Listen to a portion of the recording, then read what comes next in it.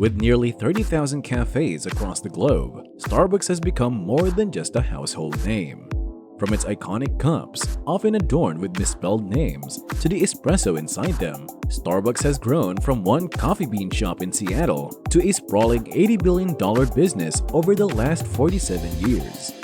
Starbucks sales account for 57% of the total cafe market in the US. Nearly two-thirds of all coffee sold at cafes in the US comes from a Starbucks. But this impressive expansion hasn't come without challenges.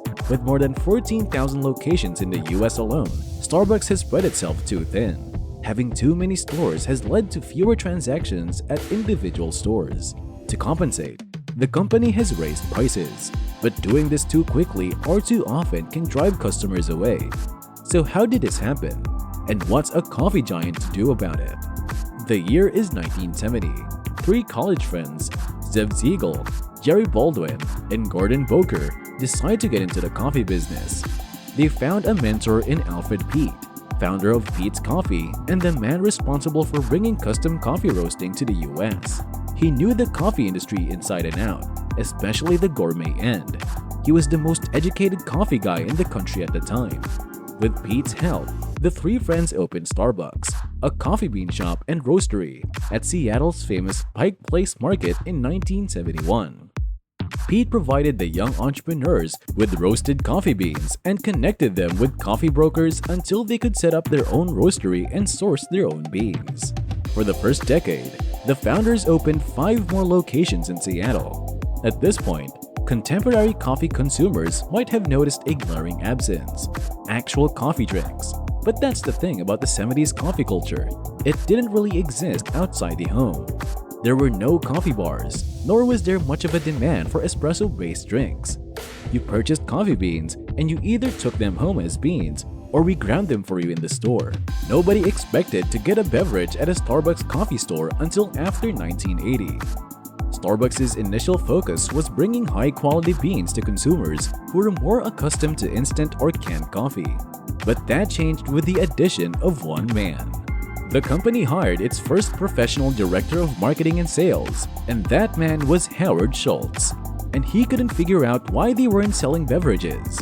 In 1983, Schultz traveled to Italy and returned with an idea: turn the coffee bean stores into cafes. Starbucks served its first latte the next year. The experiment was a success, and 4 years later, Schultz partnered with investors and bought Starbucks for $3.8 million. He was only 34 at the time. Schultz pursued a strategy of aggressive expansion. By the time the company went public in 1992, it had 165 stores. By 1996, it had opened more than 1,000 locations, including its first international cafes in Japan and Singapore. Growth was so rapid that just 3 years later, Starbucks opened its 2,000th location. Schultz switched from CEO to executive chairman in 2000, at which time Starbucks operated 3,500 stores in more than a dozen countries. Between 2000 and 2007, the number of Starbucks cafes more than quadrupled, from 3,500 to over 15,000.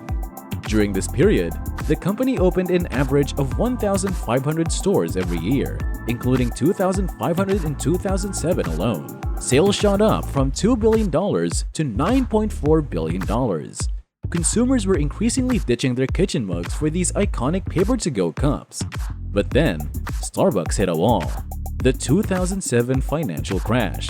That year, its rapid growth screeched to a halt and its stock price plummeted by 50% as cash-strapped consumers backed away from pricey coffee habits.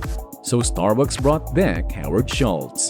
This news alone caused Starbucks stock to shoot up by 9%. Schultz halted growth and focused on consumer experience. He shuttered cafes, more than 600 in 2008 and another 300 in 2009, and laid off around 6,700 baristas.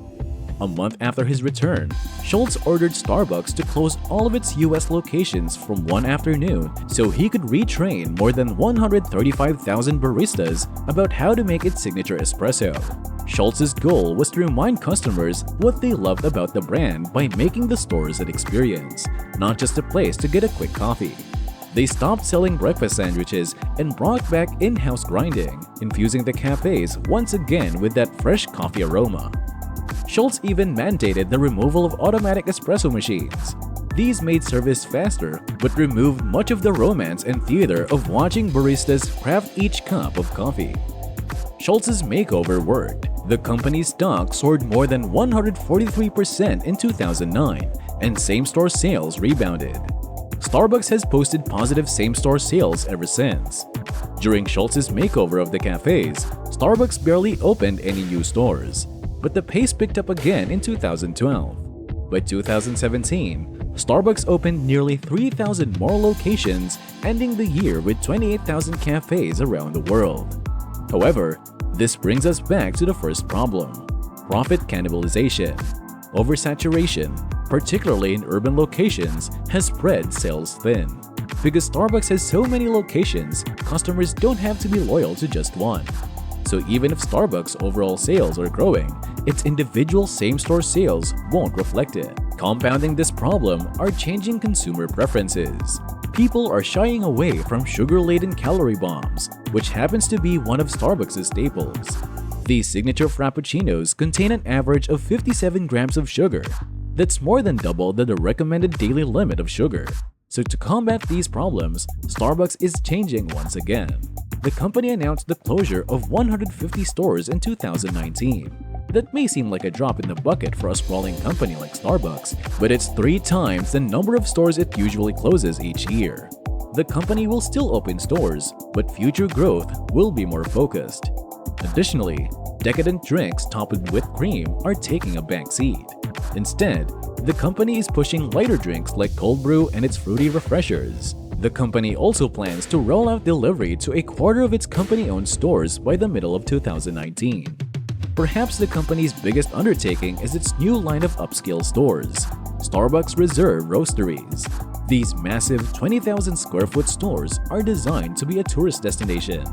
Here, Starbucks baristas and bartenders experiment with different brewing methods and craft new, innovative beverages. These have been popular. In the first weeks, the Shanghai Roastery made an average of $64,000 every day, which is double what a regular cafe makes in a week.